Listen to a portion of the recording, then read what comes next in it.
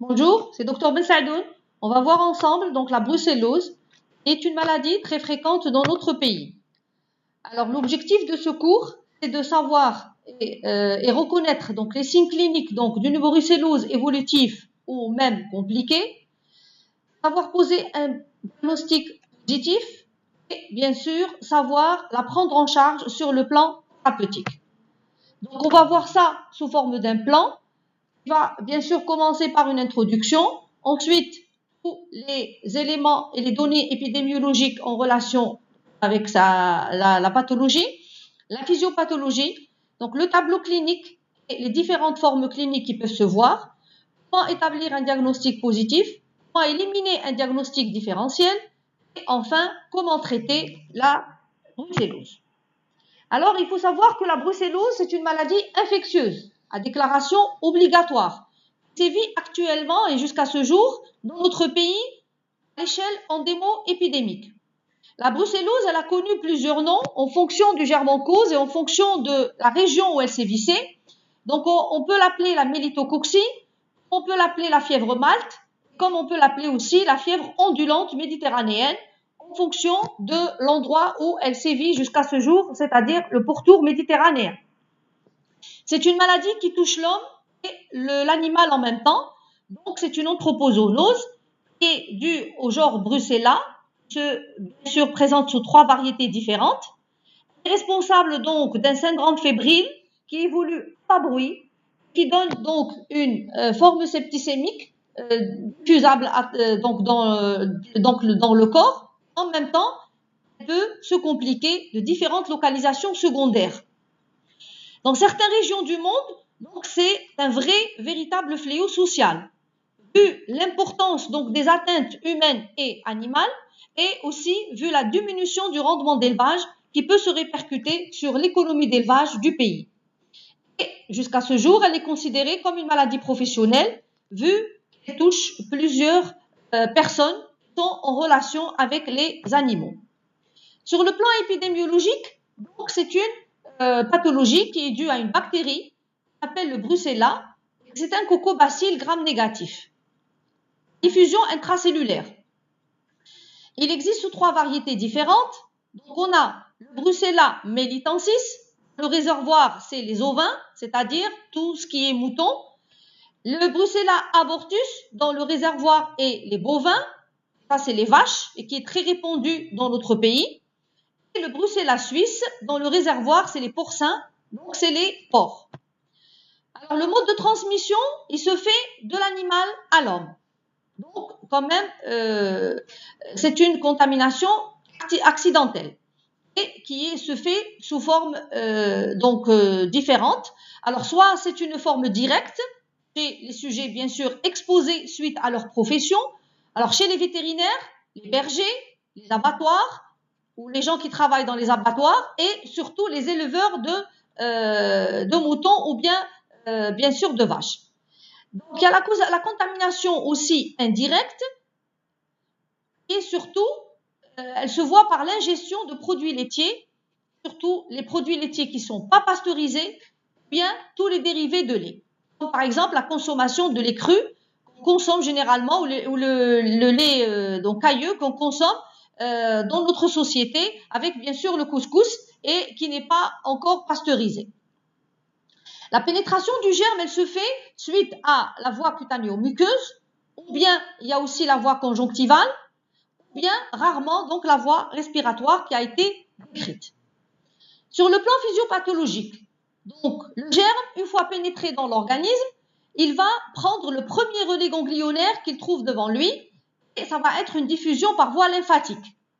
Depuis, ça va être une multiplication silencieuse, à bas bruit, suite à laquelle va venir donc la phase de la primo-invasion, où il y aura une bactériémie lymphatique, et donc une multiplication de bactéries par voie lymphatique. Là, le germe, il va gagner d'autres organes par la suite. Alors, tous les ganglions, ensuite le foie, la rate, la moelle osseuse, et ça se fait toujours par une diffusion, une pénétration intracellulaire, et donnant par la suite les signes cliniques qui vont bien sûr donc donner le tableau clinique donc chez le patient. Alors, il peut succéder aussi une autre période secondaire, ça à la première brucellose commune, invasive. Donc, il y aura une autre étape de la brucellose, c'est la période où il y aura donc la pénétration et la diffusion du germe à l'intérieur des foyers profonds, alors, et qui évolue toujours à bas bruit. Ça va être donc double localisation et l'apparition des localisations secondaires. Alors, ça peut se voir donc différents foyers et différents niveaux. Le brucelle peut atteindre le système nerveux central et donc donner un tableau neurologique, ou bien la diffusion au niveau de certains os et certaines articulations importantes, donner donc la diffusion articulaire, ou bien aller ailleurs, comme par exemple la diffusion génitale et donner un tableau génital. Parfois, dans certains cas, donc, ça va se représenter par une brucellose purement focalisée. Et si le diagnostic n'est pas établi, s'il y a un retard diagnostique ou bien une mauvaise prise en charge, le brucelle, il peut persister dans l'organisme encore des mois, voire même donc plusieurs mois, rester à l'état donc torpide et bien sûr dans des foyers très profonds. Et suite à la rupture d'une certaine de l'équilibre entre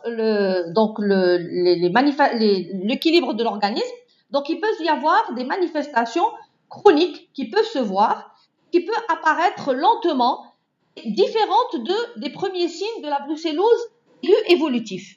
Et peut se présenter par ce qu'on appelle la brucellose chronique, où on aura des signes vraiment généraux et même locaux, et avec, disons, une ampleur moins importante que celle de la brucellose évolutive. Comme par exemple la persistance d'une asthénie, la persistance d'un syndrome fébrile, va par moment apparaître, par moment disparaître, la persistance des sueurs qui vont apparaître et disparaître, la persistance des douleurs articulaires ou autres qui vont apparaître et disparaître, mais c'est l'évolution, disons, ultérieure et permanente qui va bien sûr faire penser à la brucellose, d'autant plus qu'on aura auparavant ou précédemment un tableau donc aigu.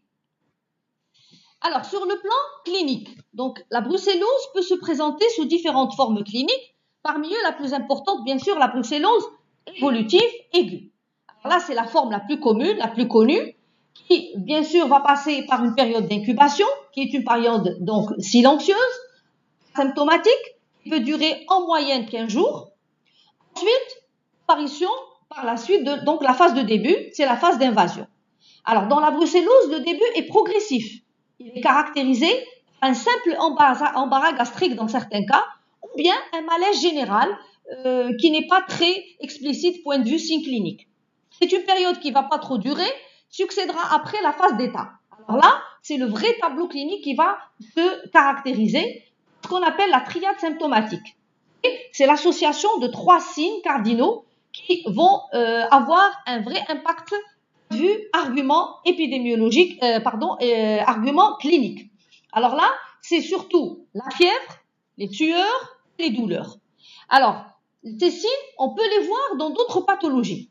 Mais ce qui est caractéristique à la brucellose, c'est que ces signes sont caractéristiques point de vue leur apparition et point de vue leur mode évolutif. Et donc la fièvre, elle peut être une fièvre importante, aux alentours de 39-40, et de type ondulante, donc elle va se manifester par des ondes fébriles, et chaque onde peut durer plusieurs jours et atteindre bien sûr son acmé jusqu'à 40 degrés parfois. C'est une fièvre qui dure dans le temps. C'est une fièvre qui peut aller jusqu'à 3 semaines.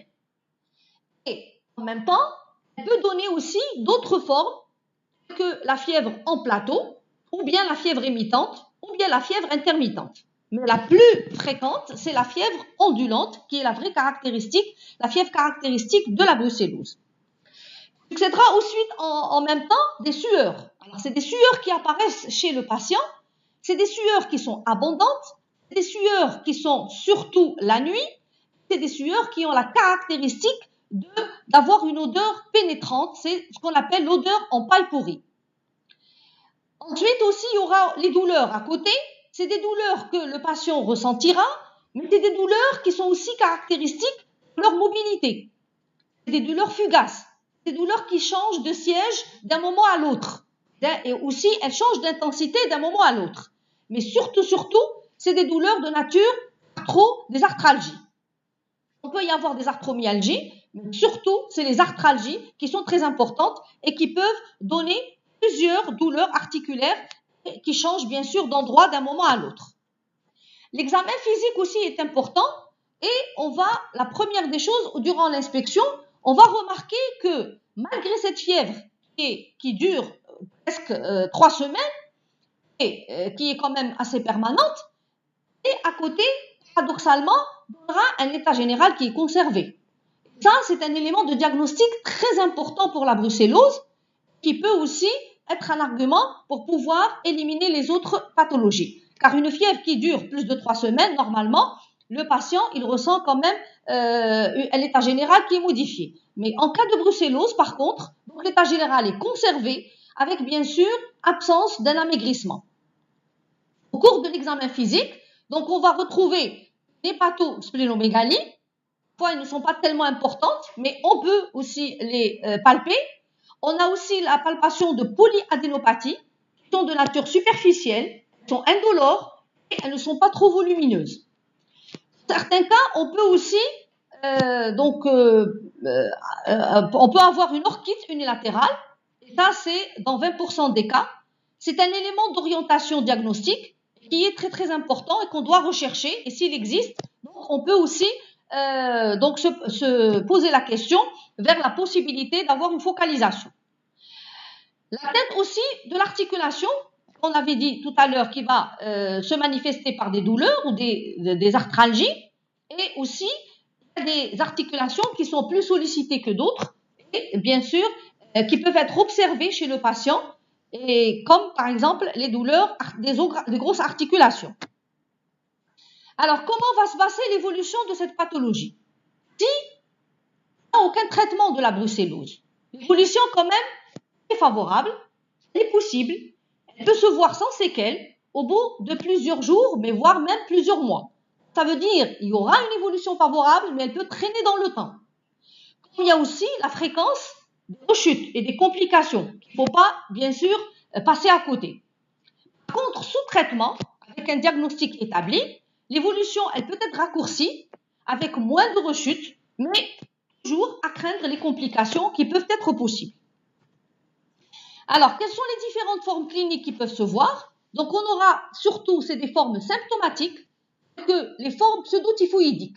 Là, c'est parfois les formes les plus, fréquentes et qui peuvent coïncider avec le même tableau de la fièvre typhoïde et qui peuvent, la brucellose, parfois se présenter par le typhus mélitococcique. Le typhus mélitococcique, il est bien sûr presque réalisable ou qui peut aussi donner un tableau pareil à la fièvre typhoïde, comme le typhus de la fièvre typhoïde, et c'est pour cela que dans certains cas, on aura à faire, plutôt à prendre en considération plusieurs arguments pour trancher est-ce que c'est le typhus mélitococcique de la brucellose ou bien c'est le typhus de la fièvre typhoïde. Il y aura aussi d'autres formes polyviscérales malignes qui peuvent se voir, et ça, c'est des formes qui sont de haute gravité. Pourquoi? Parce qu'il y a plusieurs localisations secondaires qui peuvent se manifester en même temps, et généralement, les formes polyviscérales se voient sur un terrain assez particulier et sur certains patients. Alors, après, donc, les formes évolutives de la brucellose, aiguë, on peut avoir les formes focalisées. Et c'est ce qu'on appelle la brucellose secondaire suite à l'apparition de localisations secondaires. Et ça, c'est par la persistance donc, du germe à l'intérieur de certains foyers et qui peut donner, bien sûr, une localisation très profonde, donc certains sièges. Alors, les atteintes les plus fréquentes, c'est surtout les atteintes ostéo-articulaires. Et parmi les plus fréquentes, c'est la spondylodicite. Alors, la spondylodicite bruxellienne, c'est deux sièges le plus souvent lombaires, avec donc la persistance d'une douleur importante, c'est des lombalgies permanentes et qui se manifesteront avec une raideur et une contracture localisée au niveau donc du siège de la spondylodicite. Radiographie, on va voir donc les différentes images radiologiques qui vont avoir donc cette atteinte donc articulaire importante.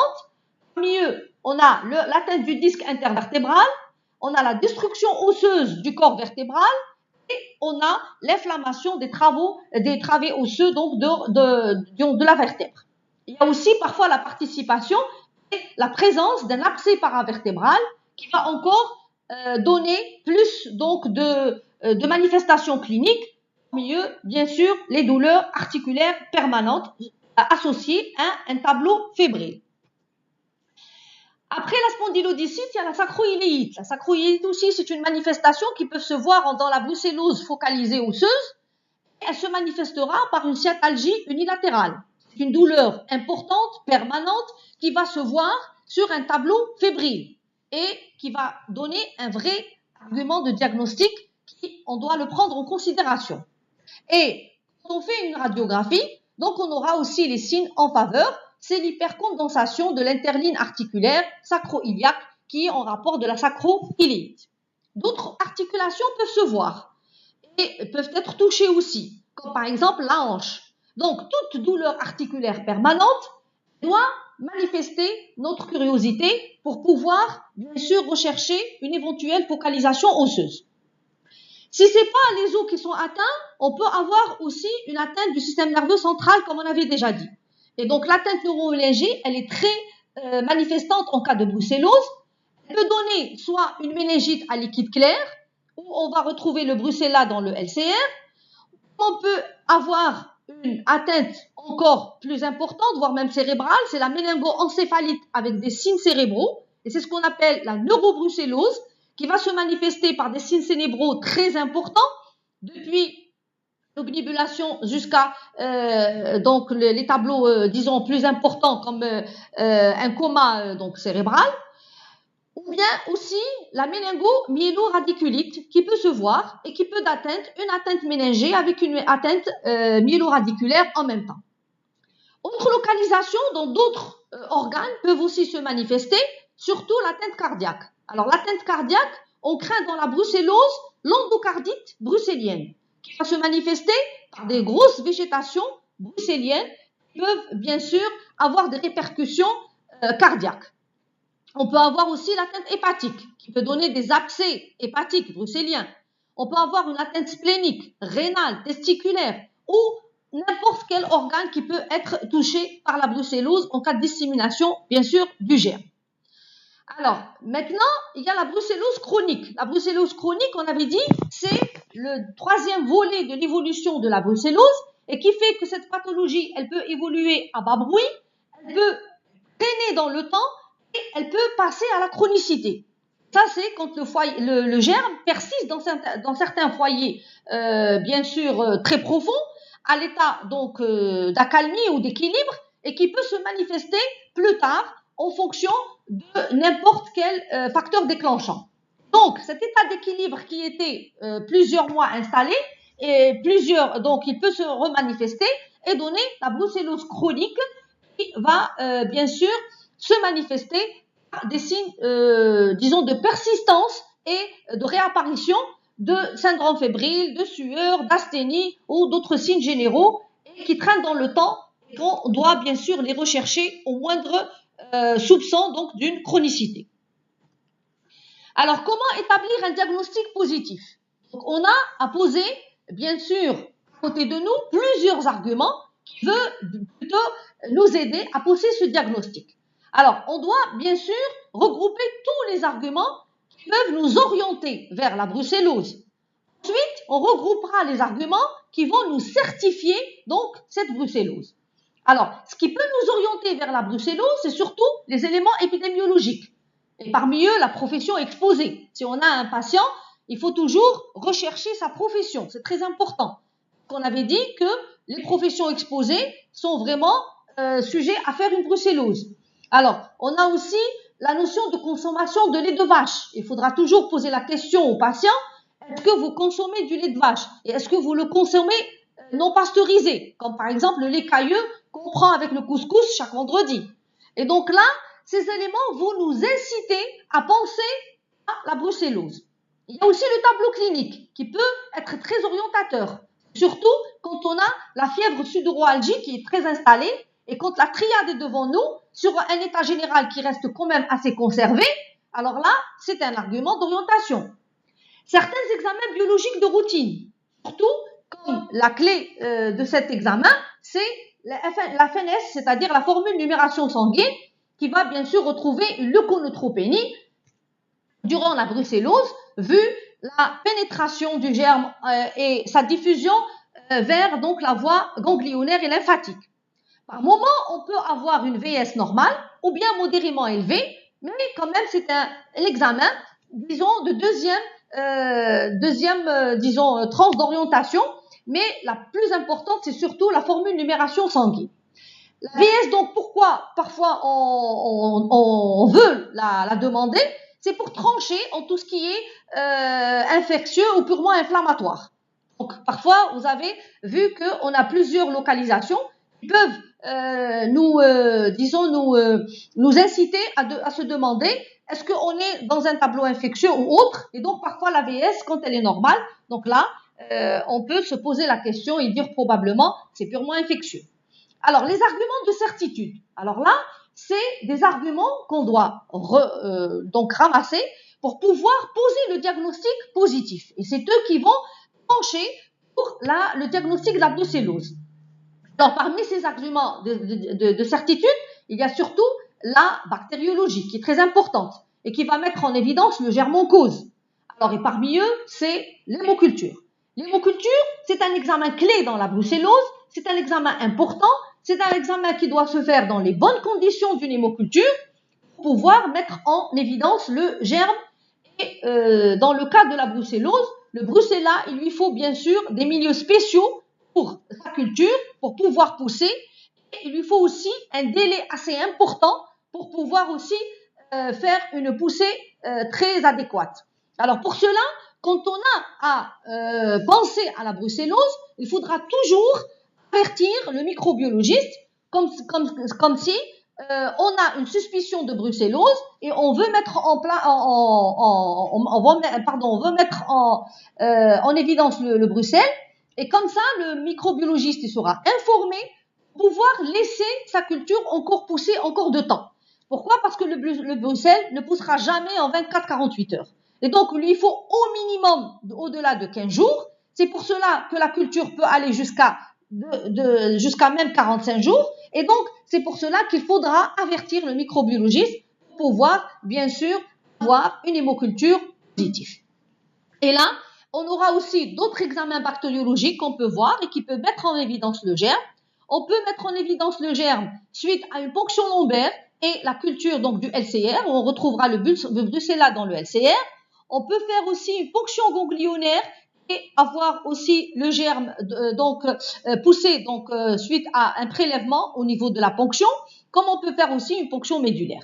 Alors là, c'est des examens qui peuvent nous orienter, qui peuvent nous certifier par la mise en évidence donc du germe.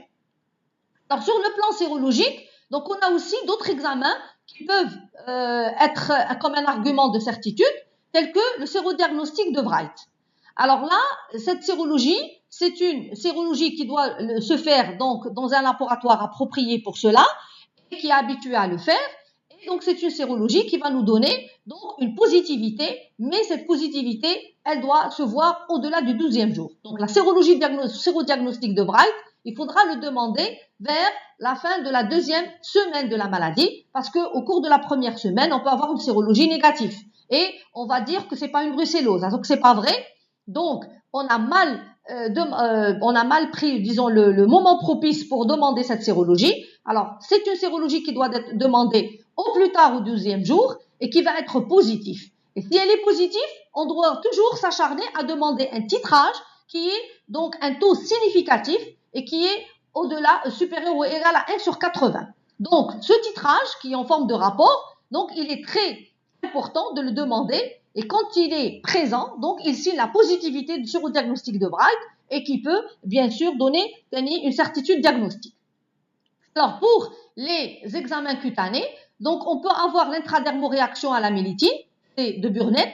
Donc c'est une méthode qui est presque pareille à l'IDR de la tuberculine, mais c'est une méthode quand même qui a été un petit peu abandonnée, on l'utilise pas beaucoup.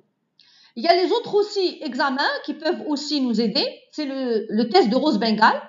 Donc, c'est un test rapide c'est l'antigène tamponné, l'épreuve de l'antigène tamponné, qui est un test spécifique et qui est utilisé surtout dans le cadre du dépistage de la brucellose. Il y a la réaction de fixation du complément, qui est positif précocement et qui peut aussi être un argument important. Et il y a aussi l'immunofluorescence indirecte qui doit se faire dans des laboratoires appropriés. Alors, devant tous ces arguments qu'on a devant nous pour donner un diagnostic positif, il faudra toujours aussi éliminer donc certains diagnostics différentiels. Et bien sûr, il faudra prendre toutes les pathologies qui ont presque les mêmes signes cliniques que la brucellose. Et parmi eux, les pathologies qui se présentent par une fièvre prolongée, telles que la fièvre typhoïde. Alors, il faudra toujours penser à éliminer une fièvre typhoïde, puisque le tableau est presque pareil, on a des éléments en faveur, et surtout, c'est une fièvre qui sévit dans notre pays à l'échelle endémo-épidémique comme la brucellose. Il faudra aussi éliminer la tuberculose, qui peut donner aussi des signes un petit peu pareils, et aussi c'est une pathologie qui sévit dans notre pays jusqu'à ce jour. Il faudra éliminer tous les sepsis à germes pyogènes qui peuvent donner un tableau subaigu et qui peut évoluer à bas bruit pour certains germes.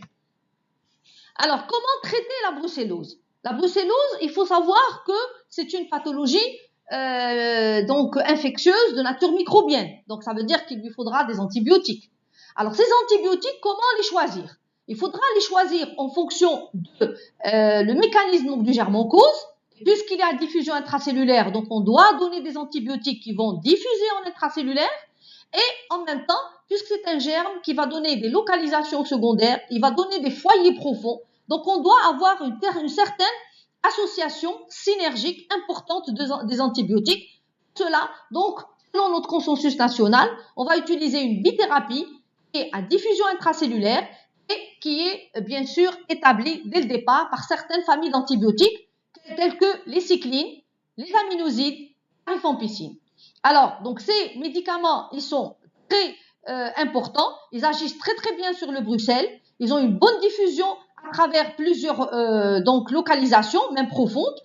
Et bien sûr, dans les cyclines, le chef de file, c'est la doxycycline, qui est donnée en comprimé à 200 mg par jour chez l'adulte. On peut utiliser la tétracycline à 2 grammes par jour chez l'adulte ou 50 mg kg jour chez l'enfant. Les aminosides, c'est une forme injectable qui est préférable de la donner en milieu hospitalier. Donc, pendant 2 semaines, avec une surveillance de la fonction rénale pour éviter tout effet secondaire. Et bien sûr, c'est surtout la gentamicine qui est donnée à 3 mg kg jour chez l'adulte ou bien la streptomycine qui est donnée à 1 g par jour chez l'adulte. La rifampicine comprimée et qui est très très efficace sur le Bruxelles est donnée à une dose de 10 à 15 mg kg jour. Alors là, c'est des antibiotiques qui sont utilisés sous forme d'association. Alors, on peut associer les cyclines avec les aminosides, on peut associer les cyclines avec la rifampicine. Alors, la durée du traitement, elle reste une durée considérable, vu la pathologie qui traîne dans le temps et vu la profondeur donc de l'atteinte. Alors, c'est une durée qui va, dans la brucellose aiguë, aller jusqu'à 35 jours, 6 semaines, donc en dehors de localisation secondaire. S'il y a l'apparition de localisation secondaire, on doit prolonger la durée du traitement de 3 mois, voire même plus en cas de certaines localisations. À côté donc des antibiotiques, on a le traitement chirurgical qui peut être donné et qui peut être préconisé en cas où les foyers sont rebelles aux antibiotiques et on peut faire une cure chirurgicale pour certains aspects qui sont abcès qui sont très très profonds et qu'on nécessite aussi un curetage chirurgical. Donc, pour la désensibilisation, c'est un moyen de traitement, mais qui est préconisé pour la brucellose chronique. Donc, c'est une brucellose un peu différente de la brucellose évolutive. C'est pour cela qu'on ne traite pas par les antibiotiques, mais on traite par les immunoglobulines, et c'est une immunothérapie qui est indiquée dans la brucellose chronique. À côté du traitement curatif, donc il y a toujours l'association en complément du traitement préventif, qui est très important. Alors, le traitement préventif, premièrement, il faut déclarer la maladie, parce que la déclaration, elle reste obligatoire pour l'atteinte surtout animale, qu'il faudra bien sûr la dépister et savoir quel est l'animal en cause, et en même temps pour prendre en charge donc le malade qui est parfois dans le domaine professionnel ou autre. Alors, il y a aussi la lutte contre la brucellose animale. Alors, pour lutter contre cette brucellose, donc c'est l'abattage des animaux infectés, parce qu'il n'y a pas de traitement adéquat pour eux, ou bien, dès le départ, prévenir par la vaccination des animaux avant, bien sûr, d'arriver à la brucellose animale. Il y a aussi des mesures de protection humaine qui doivent être mises en place en cas de l'exposition professionnelle. Il y a aussi la pasteurisation des produits laitiers qui doit être importante et obligatoire. Et enfin, il y a la vaccination humaine qui existe. Il y a un vaccin pour les personnes, mais c'est un vaccin qui est réservé que pour le domaine professionnel. Et il doit être, bien sûr, indiqué que pour les professions exposées, telles que les vétérinaires ou bien les gens qui travaillent dans les abattoirs ou bien, bien sûr, les gens de laboratoire dans le domaine, bien sûr, professionnel. Et pour cela, donc le traitement préventif restera en complément avec le traitement curatif pour pouvoir donner une bonne prise en charge. Alors, en conclusion, la brucellose, elle reste une maladie qui est très importante, endémo-épidémique dans notre pays. Elle peut donner, bien sûr, un tableau très varié, suite surtout à la focalisation, qui sont des complications qui peuvent être graves si le traitement n'est pas rapidement mis en place et s'il y a un retard diagnostique. C'est une zoonose qui pose un vrai problème de santé publique en Algérie parce qu'elle peut se répercuter sur l'économie d'élevage. Les mesures de lutte, ils n'ont pas encore empêché l'éclosion de certaines épidémies. C'est pour cela que la vigilance et la surveillance restent très importantes et la prophylaxie reste bien sûr de rigueur et comme un moyen de lutte important pour pouvoir lutter contre cette maladie. Je vous remercie.